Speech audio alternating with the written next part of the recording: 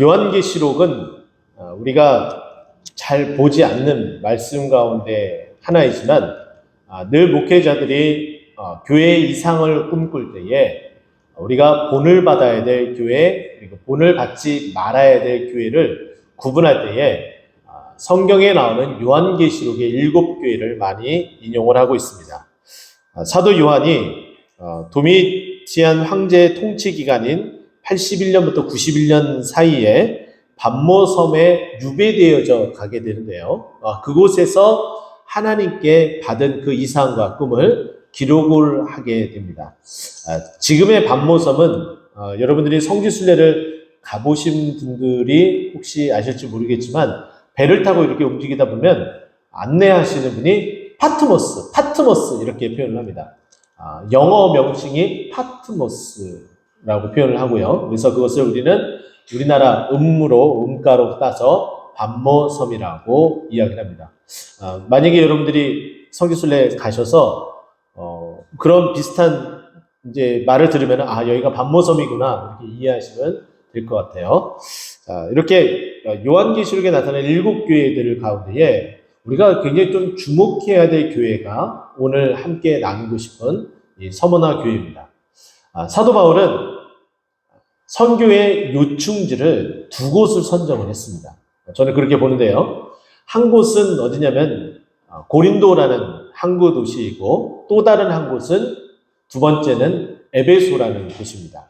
둘 다 특징은 항구 도시로서 사람들이 많이 왕래를 한다는 거예요. 제가 왜 이 2곳으로 보냐면 사도 바울이 고린도 교회에서는 1년 6개월이라는 시간 동안에 머물면서 성경 공부를 하고요.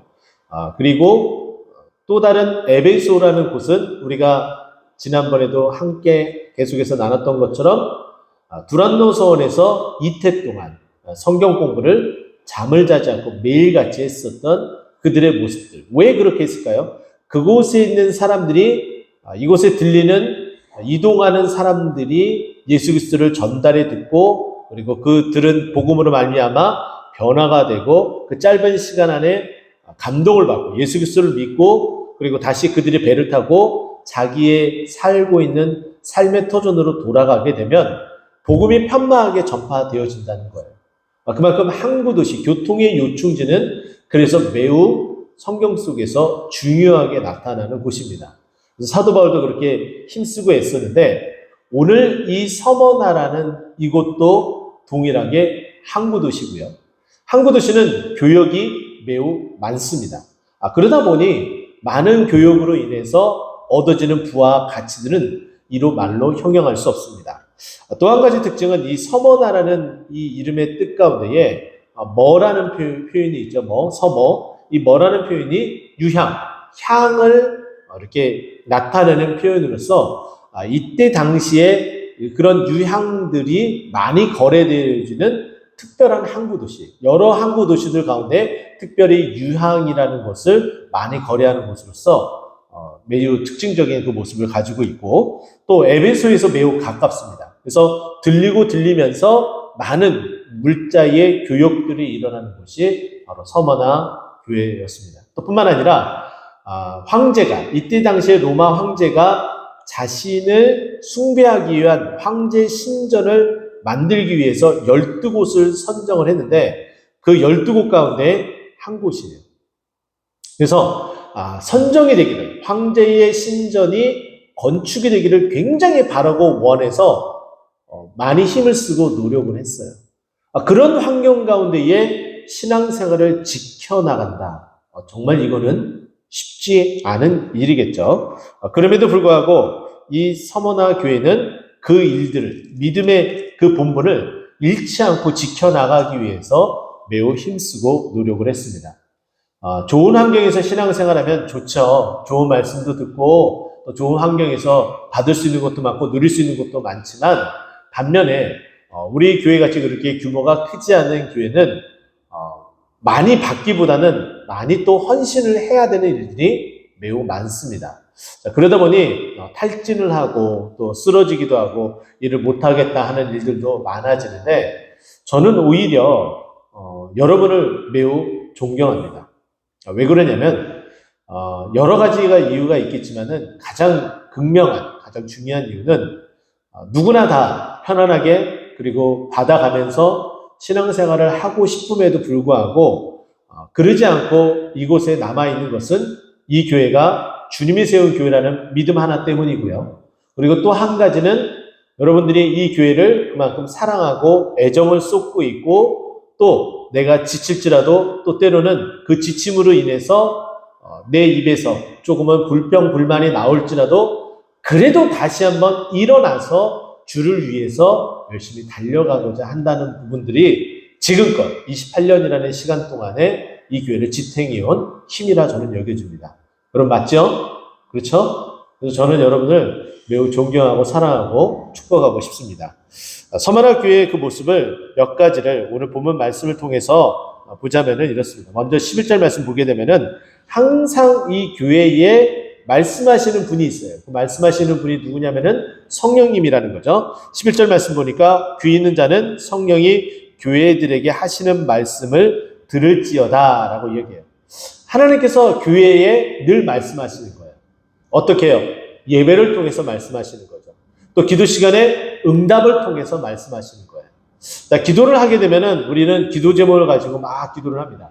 근데 그 기도 제목이라는 그 리스트는 대부분의 간구에 대한 부분들이 많아요.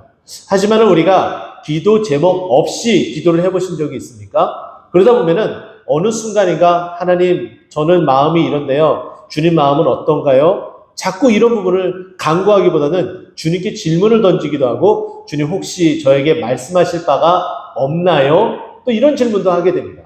그러다 보면은 하나님께서 우리에게 말씀하시기도 해요. 직접적으로 정확하게 말씀해 주시기도 하고 성경을 통해서 응답해 주시기도 하고 또 한 가지 가장 많이 흔하게 그렇지만은 우리는 이것을 매우 조심히 여겨야 되는데요. 이너 보이스라고 저는 표현합니다. 내 마음의 음성이 들리기 시작하는 거예요. 이걸 하면 좋겠다. 이것을 해야 되지 않을까? 뭐 이런 종류의 마음들이 자꾸 내 마음속에서 일어난다는 것은 그거는 마음의 소리를 통해서 하나님께서 말씀하시는 거라는 거죠. 그러면 이런 말씀을 잘 듣고 순종을 해야 돼요. 오늘 말씀도 이야기합니다. 11절에 정말 이 말씀을 들으면 이기는 자가 되고 그리고 이기는 자가 되면 둘째 사망. 우리는 육신의 죽음을 첫째 사망이라고 보고 둘째 사망은 영의 사망을 둘째 사망이라고 봅니다. 육의 사망은 누구에게나 다 찾아오게 돼요. 무엇 때문에? 죄 때문에. 근데 우리는 죄 때문에 죽게 되지만 우리의 죄를 위해서 예수 그리스도가 돌아가셨고 그 죽음을 부활로서 이기셨어요. 그래서 우리는 예수님을 본받아 예수님을 믿게 되면 예수님과 동일하게 함께 부활하는 거예요. 할렐루야. 자, 그리고 나서 우리에게 주어지는 건 뭐냐? 이제 둘째 사망이 있느냐 없느냐. 그 심판 가운데 들어가느냐 들어가지 않느냐. 우리가 예수 그리스도를 믿게 되면은 둘째 사망이 없어지게 되는 거예요. 그 둘째 사망이 없어지는 방법이 교회에게 하시는 말씀을 어떻게 해요? 듣고 순종하고 따라가라라고 말씀하고 있는 것이 오늘의 이야기입니다. 그러면 서만화 교회가 어떤 말을 들었을까요? 우리 8절 먼저 보게 되면은 이렇게 이야기합니다. 서만화 교회의 사자에게 편지하라. 처음이요 마지막이요. 자, 편지를 하시는 분이 처음이요 마지막이다라는 표현을 쓰고 있어요. 자, 이것은 무엇을 뜻하는지 우리는 곰곰이 생각해 봐야 되는데요. 예수님이 나는 알파와 오메가다 뭐 그런 뜻도 있습니다. 그러나 그와 같은 뜻뿐만 아니라 또 한 가지의 이면적인 이야기를 하자면은 이때는 황제 숭배에 대한 부분들이 굉장히 압박이 심했습니다. 그 프레셔가 다가오면 다가올수록 정말 그 믿음에서 이탈하는 분들이 굉장히 많았어요. 또 그도 그럴 것이 이 황제의 숭배를 하게 되면은 여러 가지 혜택이 주어져요. 그러니까 경제적인 이득이 따라오게 돼 있어요. 하지만은 그렇지 않을 경우에는 모든 것의 혜택에서 다 제외가 돼버려요. 당연히 경제적인 부분도 어려워질 수밖에 없죠. 자, 그런데도 불구하고 나의 주님은 예수님밖에 없습니다. 할렐루야. 이 고백을 하는 거예요. 나의 첫 번째 주님은 예수님이시고요. 나의 마지막 주님도 예수님입니다. 라고 고백하는 그 고백을 말하고 있습니다. 서만화 교회는 바로 그리해야 된다라고 말씀하고 있는 거예요. 근데 그러지 않고 황제가 나의 주님이다. 압박에 못 이겨서, 경제적인 손해에 못 이겨서 이와 같이 신앙을 저버리고 황제 숭배를 따라가는 그 즉시 우리에게 그 주님은 두 분으로 나눠지게 될 수밖에 없고, 처음이자 마지막이 아니라 두 번째, 세 번째에 주님이 생겨버리는 그런 어처구니 없는 일이 발생하게 되는 거예요. 그러니까 이 신앙을 지켜나가는 이 서머나 교회 교인들에게 정말 칭찬을 아니할 수밖에 없는 거죠. 저는 정말 많은 분들이 우리 교회에 있다가 떠나가신 분들이 계세요. 자, 그러면 그분들을 뭐 욕하거나 그분들에 대해서 질책하거나 손가락질 하자는 게 아니에요. 그분들도 정말 나름대로의 다 이유가 있고 뜻이 있겠죠. 이 지역을 떠났기 때문에 뭐 더 이상 교회에 나올 수 없는 환경도 있을 수 있고, 그리고 교회를 떠나가는 것은 정말 하나님께서 그 사람에게 또 다른 또 감동을 주셔서 그분이 다른 곳에 가서 신앙생활을 잘 하면 별 문제될 것 같지는 없습니다. 그런데 이 교회에서 신앙생활 잘 해오다가 부딪힘이 있고 흔들림이 있고 또 그와 같은 일들로 교회 밖을 나갔는데 더 이상 다른 교회에 출석하지 않고 예배드리지 않으면은 이것이 문제가 되는 거예요. 믿음에서 떠나가는 것이 문제가 되는 거예요. 믿음에서 떠나간다는 것은 세상이 주는 쾌락과 세상이 주는 유익이 주님이 돼버린다는 거예요. 그러니까 처음과 마지막이 될 수가 없는 거예요.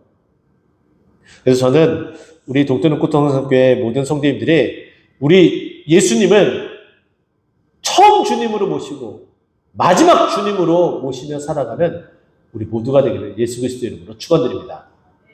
자, 두 번째는 죽었다가 살아나시니라고 표현해요. 쉽게 이 서머나교회 교인들은 이 표현을 쓸 때마다 쉽게 받아들일 수 있었어요. 자, 왜 그러냐면 우리는 이제 역사를 통해서 우리는 알 수가 있는데요. 기원전 3세기경에 보게 되면은 매우 놀라운 한 가지 사건들이 있었습니다. 그것은 뭐냐면은 이 서머나 교회 이 지역이 전쟁으로부터 인하여서 함락이 당해져 버리는 그런 일들이 있었어요. 전쟁에 휩싸이게 되면은 뒤따르는 것은 사망밖에 없습니다. 그 사망을 어떻게 이겨낼 수가 없는 거예요. 정말 그 사망을 벗어나려고 몸부림을 쳐도 일어날 수 없는 것이 우리네 삶이게 되겠죠. 러시아나 우크라이나 전쟁이 유튜브로 뭐 생중계가 되고 다른 SNS를 통해서 소식이 전해지는 모습을 보면은 갑자기 이렇게 참호 속에서 이렇게 있다가 그곳에 폭탄이 떨어지고 자폭 드론이 떨어짐으로 말미암아 사람이 막 갈기갈기 찢어지고 죽게 되는 상황이 발생하게 되잖아요. 그러니까 현대전은 그렇지만은 과거에는 칼로 찔름을 당하고 배임을 당하고 사지가 찢어지는 그런 일들이 발생하고 있었다는 거죠. 그러니까 그와 같은 일들이 있는데, 자, 어떻게 해요? 정말 그 전쟁과 같은 그 죽음에서 이겨내고 살아난 그 죽음이 바로 내 앞에 목전까지 왔다가 거기서 벗어나게 되는 그런 경험을 지금 현재 살아있는 사람들, 그 사람들의 자녀들, 손주들, 다음 세대들, 그래서 이 도시가 지켜지고 지금까지 명목으로 이어져 온 그 말들을 이 표현을 쓰게 되면 너무나 정확하게 아는 거야. 또 뿐만 아니라 우리 예수님이 우리를 위해서 십자가에 못 박혀 죽으시고 살아났다라는 것을 그래서 더 쉽게 확인할 수 있고 더 받아들일 수 있는 거예요. 아, 맞아. 우리도 전쟁을 통해서 그랬었지. 근데 우리 주님께서 우리를 위해서 그렇게 죽으신 거구나. 그리고 우리를 위해서 다시 살아나시구나. 우리를 살아내셨구나. 라는 믿음을 받아들일 수 있는 거예요. 서머나 교회의 힘은 바로 거기에 있었습니다. 부활신앙을 온전히 제대로 믿는 것에 있었다는 거죠. 우리 동대농구통상교회도 이 부활신앙이 더 강하게 솟아오르길, 더 강하게 피어오르길 간절히 축원드립니다. 자, 그러면 이제 9절 말씀 보면은 내 환난과 궁핍을 알거니와라고 되어져 있어요. 아까 좀 전에 설명해 드렸던 것처럼 황제 숭배를 하지 못하게 되면 각종 불이익이 따르게 됩니다. 세금에 대해서도 뿐만 아니라 또 관직에 들어가는 일들, 그러니까 모든 것에 대한 불이익과 불평등이 찾아오는 게 황제 숭배로부터 벗어날 때 그런 일이 벌어져요. 근데 지금 서머나 교회 교인들이 어떻다고요? 황제 숭배할 수 없다. 우리 예수님이 처음이자 마지막인데 그 사이에 어느 누구를 껴넣을 수 있겠느냐? 안 된다. 이 신앙을 지키자. 매우 규모가 작으면서도 그 힘듦과 고충을 이겨낸 이 서머나 교회 교인들을 뭐라고 표현하냐? 환난과 궁핍이래요. 핍박에 따라오게 되죠. 또 뿐만 아니라 황제 숭배를 안 하니까는 각종 이익에서 제외가 되고 벗어나 버리니까 얼마나 힘들겠어요. 그죠? 힘들겠죠. 어렵겠죠. 자, 그런데 이렇게 말해놓고 내가 너희들의 그 힘듦과 어려움을, 그 실상을 내가 다 안다. 그러면서 뭐라고 얘기해요? 그렇지만은 너희가 그렇게 힘들고 어렵지, 경제적으로 어렵고 핍박도 받지, 환난도 받지. 그런데 너희는 근데 이상하게 부유해, 부자야 라는 거예요. 참 희한하죠? 분명히 부자이고 부유하다는 말을 써서는 안 돼요. 안 될 수밖에 없는 상황이에요. 그런데 부유하다라고 이야기를 하고 있습니다. 왜 그럴까요? 우리의 부유함은 단순히 물질로서 채워지는 것이 아니라는 거예요. 상대적, 절대적 어느 것도 말하여도 그 부유함은 우리가 만들어 갈 수 있는 것이 아닙니다. 하나님께서 만들어 가시고 하나님께서 채워주시는 거예요. 상대적으로 내가 이 사람보다 더 많이 벌고 더 윤택하게 살아간다? 그러면 다른 사람과 상대적으로 보면요. 더 못 살잖아요. 말이 안 되죠. 절대적인 기준이 될 수도 없어요. 절대적인 기준을 잡았는데 그것보다 모자르거나 그것보다 아니면 더 많거나 그렇다고 해서 내가 부유한가요? 아니에요. 우리는 상대적으로 눈이 돌릴 수밖에 없어요. 이 사람보다 적고 많고 저 사람보다 적고 많고 그러다 보면은 항상 우리는 부유하지 못하고 항상 우리는 부족한 부분만 눈에 들어올 수밖에 없습니다. 그런데 오늘 본문 말씀은 뭐라고 얘기해요? 너희는 부요하다라고 정확하게 딱 집어서 얘기를 해줘요. 왜 부요하나요? 주님 때문에요. 그래서 찬양에도 이런 찬양이 있죠. 주님 한 분만으로 나는 만족해 내 모든 것 대신 주를 찬양해. 할렐루야. 이 가사가 정말 우리들의 신앙의 고백이 되기를 간절히 축원드립니다. 주님 한 분만으로 만족하는 거예요. 내 모든 것 대신, 내 모든 것 대신 주를 찬양해 라고 고백할 수 있게 되는 거예요. 정말 딱 봤을 때는 정말 가난해요. 아무런 혜택도 받지 못해요. 황제 숭배를 하지 않았기 때문에. 모든 걸 다 포기했어요. 계속 황제 숭배를 하라고 핍박이 가해지고 있어요. 더 심한 압박과 더 심한 경제적인 공공이 찾아와요. 근데 성경은 반대로 이렇게 이야기합니다. 실제적으로는 너희는 부유하다. 왜냐? 너희 안에 그러면 그럴수록 너희가 신앙을 지키면 지킬수록 너희 믿음이 더욱더 강해지고 더욱더 부유해지고 점점 더 커져가기 때문에 너희는 부유한 자다 라고 말씀하는 거예요. 얼마나 부럽습니까? 그럼 여러분 제가 질문 하나 드릴게요. 여러분 부유하십니까? 다시 한번 질문할게요. 여러분 부유하십니까? 네. 더 강하게 자신 있게 대답하셔야 돼요. 나는 부유하다. 누구 때문에? 주님 때문에. 주님 때문에. 그 주님 때문에 우리가 부유한 거예요. 또 계속 말합니다. 자칭 유대인이라 하는 자들의 비방도 알거니와. 계속해서 이 서머나 교회에 문제가 되는 것은 이 항구 도시들의 특징 가운데 하나는 물자도 교역이 되지만은 각종 서적도 같이 움직입니다. 그래서 우리가 에베소에 봤었던 것처럼 두란노 서원에 특별한 철학자들의 그 가르침도 있었던 것처럼 각 곳마다 헬라 문화를 전파하는 그런 특별한 일들이 있어요. 그러다 보니 각 도시마다 헬라 문화가 있고 수많은 책들이 오고 가는 일들이 항구 도시를 통해서 나아갑니다. 자, 그러다 보니 많은 지식들을 쌓게 되겠죠. 자, 그러다 보니 가장 문제가 되는 것은 뭐냐면은 영지주의자들의 침투가 교회 안에 계속해서 있게 됩니다. 그 영지주의자들의 그 침투를 어떻게 막을 방법이 없어요. 그러나 중요하게도 이 영지주의자들을 이겨낼 수 있는 방법을 저는 이렇게 생각을 합니다. 다른 어떤 것보다도 주님을 더 많이 알아가는 거예요. 아무리 이단의 공격이 우리에게도 찾아와도 주님을 더 많이 알면은 이게 이단이지 아닌지 금방 알아요.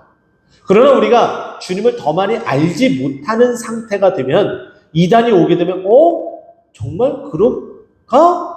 정말 그렇네 이렇게 바뀌는 거예요. 그런가에서 그렇구나라로 바뀌면서 이단의 게임에 빠져들을 수밖에 없게 된다는 거죠.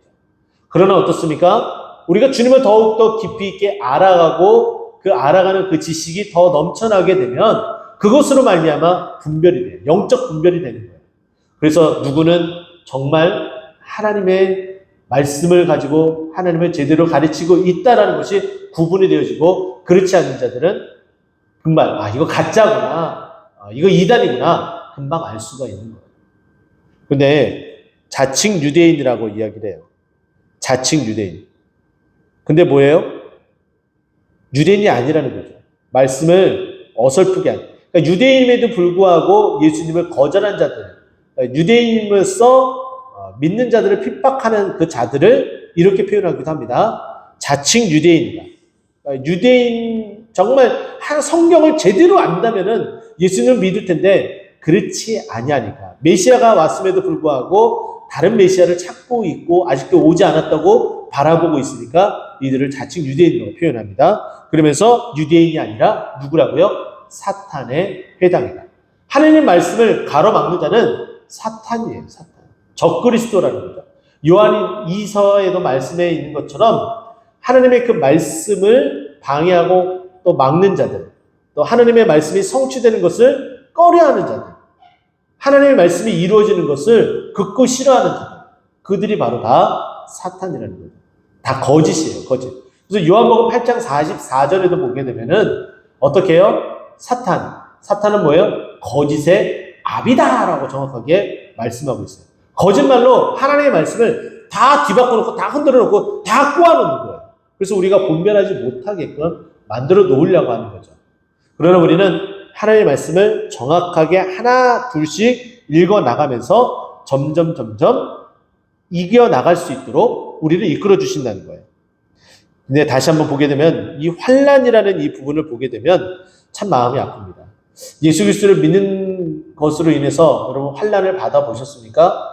나이 드신 분들은 많이 받으셨을 것 같아요. 또 뿐만 아니라 군대에서 교회 간다고 하면은 그거 굉장히 힘듭니다. 지금 이제 군대 가 있는 자녀가 있으신 다 가정, 또 뿐만 아니라 앞으로 군대를 가야 될 우리 이제 자녀들, 군대라는 곳이 많은 것이 이제 바뀌어서 허락되어지는 것 같지만 그래도 참 쉽지 않습니다. 이 환난이라는 것은 정말 힘들고 어려워요. 근데 여기 이제 9절에 환난에 해당하는 헬라어를 살펴보게 되면은 돌마신이라는 단어를 사용하고 있습니다. 근데 이 단어의 뜻이 뭐냐면은 무거운 물건 밑에서 눌려 부서지는 거예요. 벗어날 수 없게끔 계속 짓눌러서 부서질 때까지 계속 짓누르는 상태가 환난이라는 거예요. 그러니까 얼마나 힘들고 어렵겠습니까? 그런데 그 환난을 다 이겨내는 거예요. 견뎌내는 거예요. 누구의 힘으로? 예수의 힘으로. 또 궁핍은 외적 핍박으로 생긴 물질의 빈곤이에요. 아까 말씀드렸던 것처럼 여기서 쓰인 헬라어가 프로케이안이라는 단어를 써요. 아까 말씀드렸죠? 황제 핍박을 받게 될 때, 황제 숭배를 안 하니까 그로부터 오게 되는 핍박으로 경제적인 궁핍함이 찾아오게 되는 상태, 이렇게 이야기를 하고 있는 거예요. 근데 이런 것들을 다 이겨냈어요. 그 교회가 바로 서머날 교회입니다. 우리 동태는 꽃동산 교회도 여러 가지 힘들고 어려운 시기들을 벗어나고 또 벗어나고 있고 앞으로 또 찾아올 때도 벗어날 것입니다. 할렐루야! 이겨낼 거예요. 그래서 오늘 말씀하고 있는 이 구절에 있는 말씀처럼 실상은 부유한 자다라고 칭함을 받는 우리 동태는 꽃동산 교회 되기를 간절히 축원드립니다. 뿐만 아니라 영적으로도 올곧게 서서 다른 어떠한 외부의 이단의 사탄의 회당이 다가올지라도 그것을 다 이겨내는 우리 모두가 되기를 간절히 축원드립니다. 자, 10절 말씀 보니까 또 이렇게 얘기해요. 또 이 10절 말씀은 우리가 임직패에 많이 기록되어지는 성경 후반부가 이렇게 많이 기록되어져 있죠. 보게 되면 이렇습니다.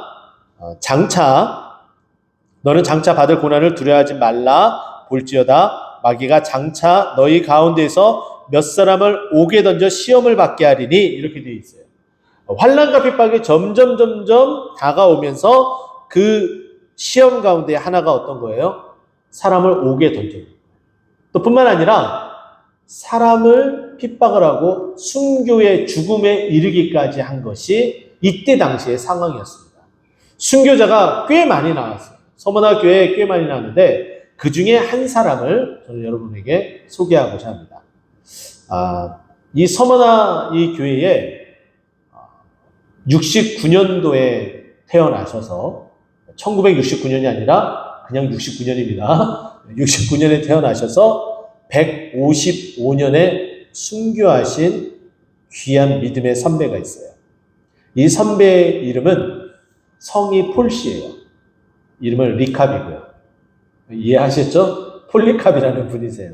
이 폴리캅이라는 분이 정말 이곳에서 정말 신앙생활을 열심히 하고 함께 나아가는데 계속해서 회유하려는 그 속삭임을 계속 듣습니다. 황제 숭배해라. 숭배하면 당신도 살고 당신 교회에 많은 물질을 지원해주고 이러면서 사탕발림으로 계속 유혹을 하는 거예요. 숭배를 하게끔 자꾸 만들려고 그렇게 유혹을 하게 됩니다. 자, 그런데 이때 이 폴리캅이라는 이분이 너무나 유명한 명언을 남기게 됩니다. 여러분 한 번쯤은 들어보셨을 거예요. 제가 86년 동안 살아오면서 주님은 나를 한 번도 배반하지 않았습니다. 그런데 제가 배반하라고요? 저는 그렇게 하지 못합니다.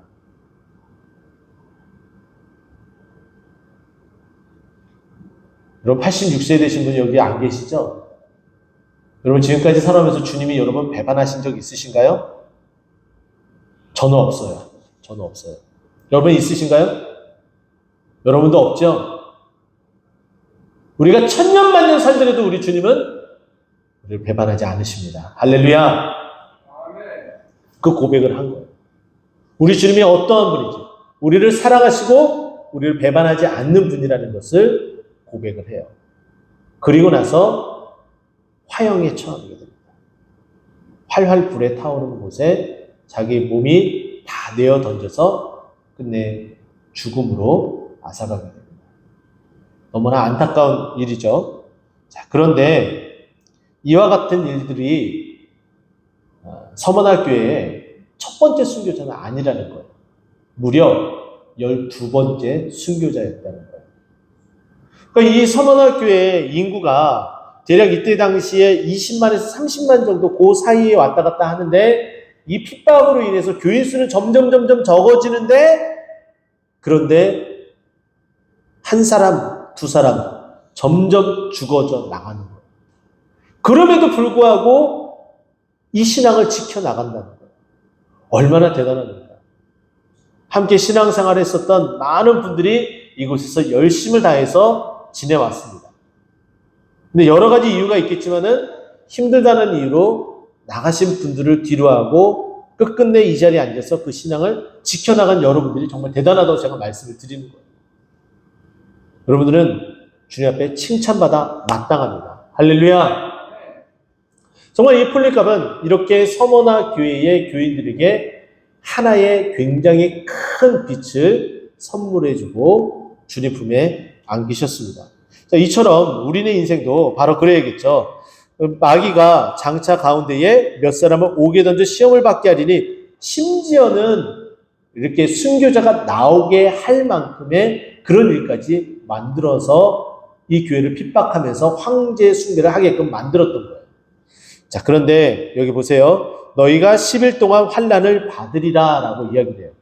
자, 이 10일이라는 이 해석을 이렇게 한번 해볼 수도 있어요. 어떻게 했냐면은 10이라는 숫자가 꽉 찬 숫자잖아요. 1부터 10까지 해서 꽉 찬 숫자란 말이에요. 그래서 굉장히 긴 시간 동안 이렇게 해석할 수도 있어요. 자, 그러나 한편으로는 이 10일이라는 이 시간이 우리가 100년 아니면 1년 아니면 한 달 이 기간에 비해서 매우 실질적인 10일이기 때문에 굉장히 짧아요. 그래서 실질적으로 10일이다. 그냥 딱 못 바꿔서 이야기하는 부분도 있고, 그렇게 10일처럼 짧은 기간이다 라고 말하기도 해요. 저는 그런데 앞에 말했던 긴 시간이다, 가득 찬 시간이다 라는 이 부분보다도 오히려 짧은 시간이다 라는 쪽에 저는 해석을 더 두고 싶어요. 그래서 여기 보면은 10일 동안 환난을 받는다. 근데 보세요. 세상 사람들은 이 기간이 굉장히 길게 느껴지게끔 실질적으로 이게 1년이 돼도 10년이 돼도 굉장히 긴 시간 동안 될 수도 있지만은 이 긴 시간이 우리 스스로가 우리의 힘으로 버텨내고 견뎌내려면은 어떻게 돼요? 굉장히 긴 시간이 돼버려요. 그러나 한 가지 이런 일이 있었죠. 야곱이 아내를 사랑했습니다. 라헬을 사랑했어요. 그래서 삼촌 라반 집에서 무려 14년 그리고 자신의 그 이익을 위해서까지 해서 20년이라는 시간 동안에 그곳에 있었어요. 그런데 정말 그 기간이 며칠처럼 여겨졌다고요? 네, 성경에 수일처럼 여겨졌다는 거예요. 우리가 아무리 핍박에 다가와도 우리 힘으로 하면 그것이 굉장히 길게 느껴져요. 10일이라는 기간도 굉장히 길게 느껴집니다. 자, 그런데 반대로 우리가 주님을 정말 사랑하고 또 주님께서 우리를 사랑한다는 걸 알고 그 사랑의 힘으로 견딘다면은 10년일지라도 그게 10일처럼 느껴지게 짧게 지나간다는 거예요. 아마도 저는 우리보다는 저 이북에 북한에 있는 성도님들이 바로 그럴듯해요. 아주 오랜 시간 동안 예수 그리스도를 믿으며 몰래 신앙생활을 해오시는 분들이 너무 길어서 지쳐서 이 신앙을 포기해버릴까라고도 생각하지만 전혀 그렇지 않다는 거예요. 지금도 저 지하에서 조그맣게 틀어놓은 라디오 소리를 들으면서 신앙생활을 해오고 있고 또 그 라디오에서 들려주는 성경 구절을 필사하면서 자신이 성경을 만들어가고 있는 북한에 있는 성도님들이 계시다는 거예요. 이것이 왜 가능할까요? 아무리 시간이 길게 지금 휴전이 된 이후로 긴 시간이 지났잖아요. 6.25 전쟁이 벌써 50년이니까 이제 3년째로 접어드는데 그 긴 시간 동안에 북한 땅에서 신앙생활을 해오시는 분들이 아직도 그 지하 교회에서 주님 다시 오시기를 아니면은 자유로운 통일이 오기를 기다리고 계시다는 거예요. 근데 그 일이 수일같이 여겨질 거예요. 왜요? 주님의 힘으로 견뎌내고 있기 때문에. 주님께서 주신 힘으로 견뎌내기 때문에. 저는 우리 동토능꽃동산교회 우리 모든 성도님들도 어떤 환난이 다가와도 주님이 주신 힘으로 이겨내시고 견뎌내십시오. 수일같이 여겨질 겁니다. 할렐루야. 그것이 신앙에 대한 핍박일지라도 충분히 이겨나갈 수 있으리라 저는 봅니다. 자, 계속해서 이야기하죠. 그러기 때문에 짧다. 금방 지나간다. 내가 도와주기 때문에 아무 문제 되지 않는다. 그런데 너희가 해야 될 일이 있어. 뭐냐? 10절 마지막 부분이죠. 임직 받으신 분들 폐에 많이 이렇게 들어갑니다. 내가 죽도록 충성하라. 죽도록 충성하라. 그러면 죽어야 안 죽어요? 11절에는 사망의 해를 받지 않는데요. 근데 죽도록 충성하래요. 죽으라는 거예요. 그만큼 내 목숨을 다하여서 이겨내라 라는 거예요. 이겨내라. 죽도록 충성하라. 자, 그러면 어떻게 해요? 생명의 관. 죽음처럼 열심히 다하면은 오히려 그 반대로 너희가 탈진하고 쓰러지는 것이 아니라 생명, 살아난다라고 말해주고 있어요. 이런 경우가 있습니다. 여러분, 지금은 여러 가지 직업군들이 있어요. 우리 자녀들이 혹은 여러 가지 직업군들 가운데에 게임을 주로 하는 스포츠, 그래서 e스포츠라고 표현을 하거든요. 그 선수가 e스포츠 선수가 되겠다라고 하면은 그 게임으로 뭘 밥 벌어먹고 살 거냐? 예, 밥 벌어먹고 살아요. 연봉이 뭐 10억이 넘고 그래요. 우리가 상상하지 못할 정도로 굉장히 많이 발달되어져 있어요. 제가 이제 우리 교회 청소년부, 중고 청소년부에 어느 한 학생하고 잠깐 얘기를 했는데, 너 뭐 하니? 그러니까 롤 해요. 그러더라고요. 이 롤이라는 이 게임에 전 세계 사람이 롤드컵이라는 것이 있어요. 롤드컵. 월드컵처럼 롤이라는 게임을 가지고 대항전을 이렇게 하나 봐요. 근데 그 대항전에 대한 시청자 수가 수십억 명이에요. 인터넷으로 생중계되고 하는데 월드컵보다 더 많은 사람이 인터넷을 통해서 다 지켜보고 있는 거예요. 정말 대단하죠. 혹시 지금 중고등부 자녀를 두고 계신 분, 혹시 우리 자녀가 롤 하고 있다 있으신가요? 네, 제가 있는 걸 한 분 알고 있고 또 다른 우리 자녀들도 있을 수 있겠죠. 근데 그것처럼 e스포츠의 그 프로 선수가 이제 되기 위해서 열심히 준비를 하는 거죠. 네, 열심히 딱 준비를 합니다. 그러면은 그것을 통해서 어떻게 해요? 점점 실력이 늘어나겠고 그 실력이 점점 늘어나서 더 많은 연봉을 받겠고 그와 같은 일들이 우리 자녀들에게 벌어지게 된다는 거예요. 근데 정말 우리가 이 스포츠를 하는 이 선수들이 때로는 매너리즘에 빠지고 때로는 힘들고 지쳐서 나 이거 정말 이제 프로 생활 이거 접을까? 라는 고민도 오게 되잖아요. 그쵸? 그런 고민도 충분히 올 수 있겠죠? 자꾸 성적이 안 나오고 하면 그런 분들 스트레스 때문에 정말 난 더 이상 아닌가 봐 이렇게 생각할 수도 있어요. 근데 그런 스트레스를 받을 때 이 스포츠를 하는 선수들이 그 스트레스를 뭐로 푸는지 아세요? 특이하게도 다른 게임을 통해서 스트레스를 풀어요. 되게 신기하죠. 우리 믿는 사람은 어떻게 해야 돼요? 신앙적으로 스트레스를 받으면 기도로 풀어야 돼요. 우리가 세상에 힘든 어려움, 이 압박이 일어나면 일어날수록 더 어떻게 해요? 믿음으로써, 예배로써, 기도로써, 말씀으로써 풀어나가야 된다. 동일한 원리라는 거죠. 네. 그래서 여기 보면은 그렇게 죽도록 충성하면은 살아난다는 거예요. 역설적이지만은 우리가 살아날 수 있는 방법은 죽음을 다해서 힘을 내서 살아가는 것, 주를 위해서 살아가는 것, 바로 그것이다라고 말해주고 있습니다. 자, 그래서 마지막에 제가 처음에 말씀드렸던 것처럼 귀 있는 자는 성령이 교회들에게 하시는 말씀을 들을지어다 라고 이렇게 이야기를 하죠. 우리가 정말 들어야 될 것은 하나님께서 교회에게 하시는 그 말씀을 듣고 말씀을 그대로 따라 사는 것이 우리에게 힘이 되는 줄 믿으시기 바랍니다.